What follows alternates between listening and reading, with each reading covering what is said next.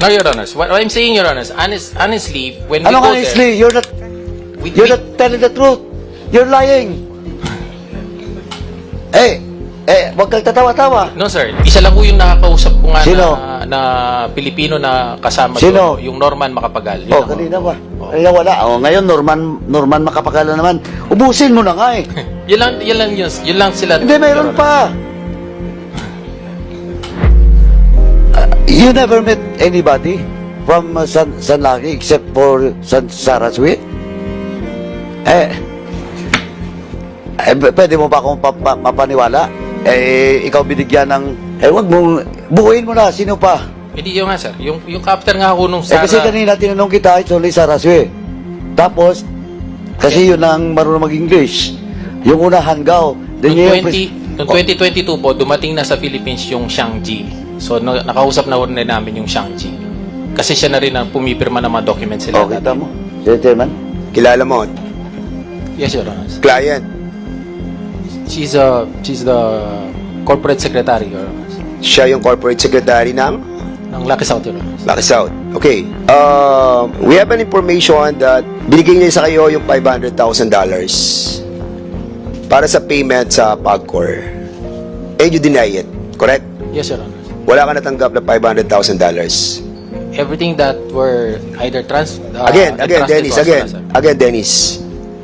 Dennis, you are under oath. Yes, Your Honor. Tandaan mo, ha? Yes, Your Honor. If I will be proving to you that you have received $500,000 in the next hearing, we will be citing you in contempt. There may be other people around, but I really do not know who they are because they don't speak English, sir. And we do not even relate. We do not even talk to each other. Because they cannot speak English. Ba't hindi mo divulge lahat? Pati yung connection ng mga former government officials. Pati yung mga abogado. So ngayon sabihin mo na yung tungkol kay Medina. Di ba? Yes. O, yes, kita sir. mo? Yun yung lawyer. Mr. Chairman, again, this person is lying. It's a matter of life and death, Your Honor. Every time we do raids, it is because someone is being tortured or someone is being held against their will.